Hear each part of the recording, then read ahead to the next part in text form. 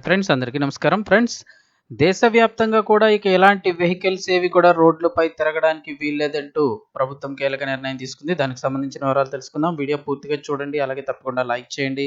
మరిన్ని అప్డేట్స్ కోసం ఛానల్ వెంటనే సబ్స్క్రైబ్ చేసుకోండి. ఇంక వివరాల్లోకి వెళ్ళిపోదాము.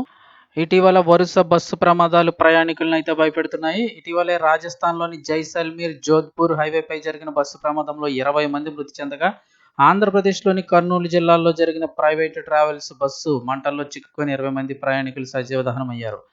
ఈ ప్రమాదాలపై వచ్చిన ఫిర్యాదుల విషయంలో భారతీయ జాతీయ మానవ హక్కుల కమిషన్ ధర్మాసనం అయితే కనుక శనివారం ఇక అన్ని రాష్ట్రాలకు, దేశవ్యాప్తంగా కూడా అన్ని రాష్ట్రాలకు కీలక ఆదేశాలు జారీ చేసింది.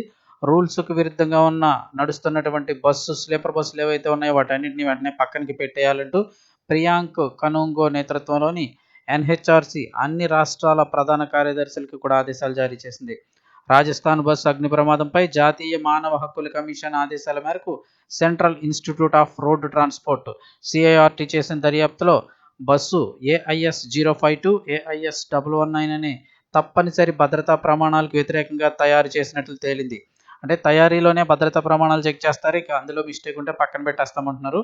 ఇందులో ఫైర్ డిటెక్షన్ మరియు సప్రెషన్ సిస్టమ్ లేకపోవడం, డ్రైవర్ క్యాబిన్కు, ప్రయాణికుల క్యాబిన్కు పూర్తిగా మూసివేసి ఉండడం వల్ల వెనక భాగంలో ఏం జరుగుతోందనేది డ్రైవర్ గుర్తించలేని పరిస్థితులు ఏర్పడుతున్నాయంటూ నివేదిక స్పష్టం చేసింది. అలాగే స్లీపర్ బెర్త్లపై తప్పు స్లైడర్లు, సరిపడా ఎమర్జెన్సీ డోర్లు లేకపోవడం వంటి పెద్ద లోపాలను ఈ నివేదిక ఎత్తి చూపింది. దీంతో ఈ తప్పులు పూర్తిగా నివారించదగినవని పేర్కొన్న ఎన్హెచ్ఆర్సీ నిబంధనలకు విరుద్ధంగా ఉన్న స్లీపర్ బస్సులన్నింటినీ కూడా వెంటనే పక్కన పెట్టేయాలంటూ అన్ని రాష్ట్రాలకు మార్గదర్శకాలు జారీ చేసింది. చూద్దాం మరి ఎంతవరకు చెక్ చేసి నిర్ణయం తీసుకుంటారు ఏంటి అనేది. అయితే ఎన్ని బస్సులు పక్కన పెడతారో చూడాల్సి ఉంది.